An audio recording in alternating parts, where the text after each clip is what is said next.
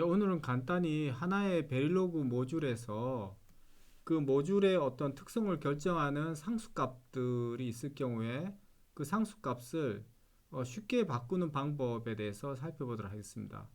우리가 상수를 정의하는 것은 뭐 여러 가지 배웠어요. define 문을 써가지고 이렇게 어떤 뭐 a라고 하는 값을 3으로 정의한다.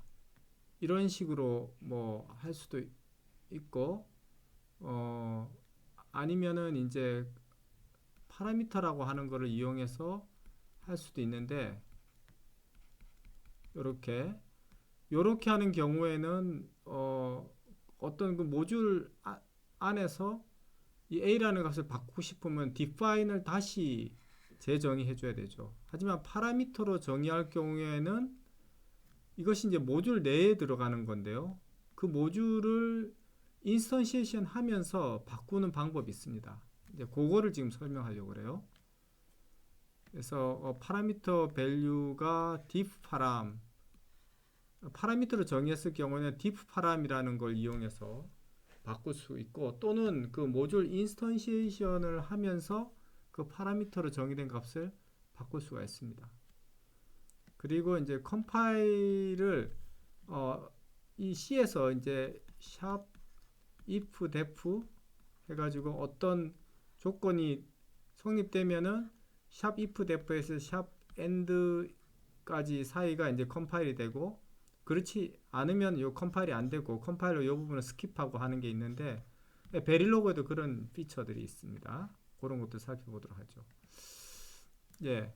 일단 파라미터를 정의하는 방법은 diff 파라미터라는 이름으로 이제 정의를 합니다. 상수를 정의할 때 파라미터라는 걸 이용해서 상수를 정의합니다. 정의해 놓고 나서 그 값을 나중에 인스턴시에이션 할 때 마음대로 바꿀 수가 있다고 하는 거죠. 그 방법은 아까 얘기한 대로 두 가지가 있습니다. diff 파람을 이용할 수도 있고 모듈 인스턴시에이션 하면서 바꿀 수도 있습니다. 한번 보죠. 여기 헬로 월드라고 하는 모듈이 있고요. 이 헬로 월드라는 모듈은 뭐 아주 간단한 모듈이고요. 그냥 시뮬레이션만 되는 모듈이죠. 근데 이 모듈에 파라미터가 하나 정의되어 있습니다. 파라미터 id 언더바 넘버에서 id 언더바 넘버가 파라미터 이름이에요. 요거를 이제 0이라는 상수로 정의를 했고 이제 이렇게 씁니다. 자, 이 모듈 탑에서는 헬로 월드라고 하는 이 모듈을 이제 부릅니다. 여기 이제 소문자 h로 바꾸셔야 돼요. 부르는데 하나는 인스턴스 w1이고 하나는 인스턴스 w2예요. 인스턴스 w1이건 w2건 요 디스플레이가 다 실행이 되겠죠. 근데 여기 이제 diff 파람을 이용해 가지고 w1의 id 넘버는 1로 바꾸고 w2의 id 넘버는 2로 바꾸겠다는 겁니다. 예, 이렇게 인스턴스 이름하고 점 찍고 그 인스턴스 그 모듈 내에 있는 어떤 파라미터 값을 우리가 이렇게 지정할 수가 있어요. 이렇게 해가지고 실행하면은 화면에 이렇게 뜹니다. Hello World ID 넘버는 1, Hello World ID 넘버는 2 이런 식으로요. 만약에 diff 파람을 요걸 안 썼으면 어떻게 되겠어요? Hello World ID 넘버는 0, 0 하는 똑같은 것이 두 번 화면에 출력이 됐을 거예요. 자, 여기 보시면은 이번에는 ID 넘버가 0이고 아까랑 똑같은데요. 헬로 월드는 요거를 부르는 애에서 h가 다 소문자로 바뀌게 됩니다. 헬로 월드 언더버 월드 하고 샵 괄호하고 1 이렇게 썼어요. 이게 뭐냐면 샵하고 괄호를 하면은 파라미터 값을 다시 정의하겠다라는 뜻입니다.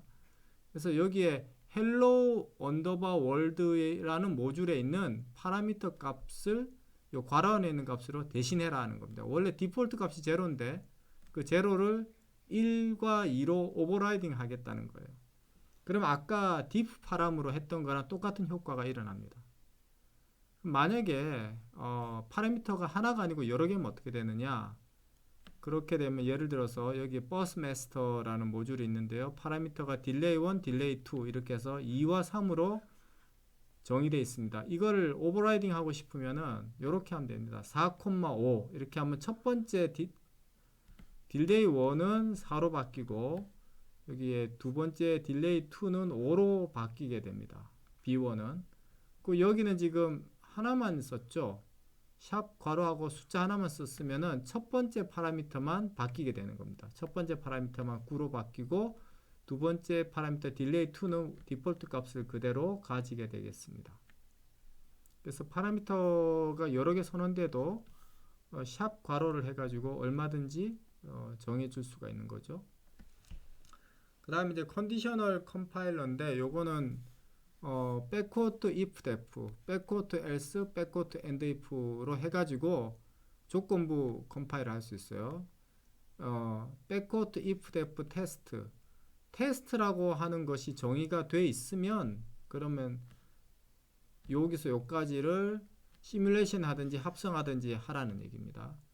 backward else는 이제 요 if def 테스트 조건이 만족이 안 되면, 즉 테스트라는 어떤 심볼이 정의되어 있지 않으면은 요 else 부분이 이제 컴파일이나 시뮬레이션이 될 겁니다. 그렇게 해서 여기 backward else에서 backward and if까지가 여기 2번, backward if def에서 backward else까지가 여기 1번이라면은 이 테스트라는 심볼이 있느냐 없느냐에 따라서 1번 또는 2번 중에 하나가 선택적으로 시뮬레이션이 됩니다. 또 신세시스가 됩니다.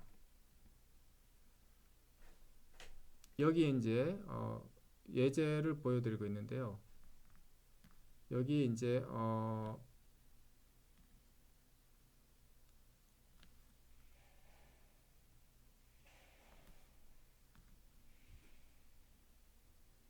컴파일은 다 되는데 실행만 조건적으로 되는 경우입니다.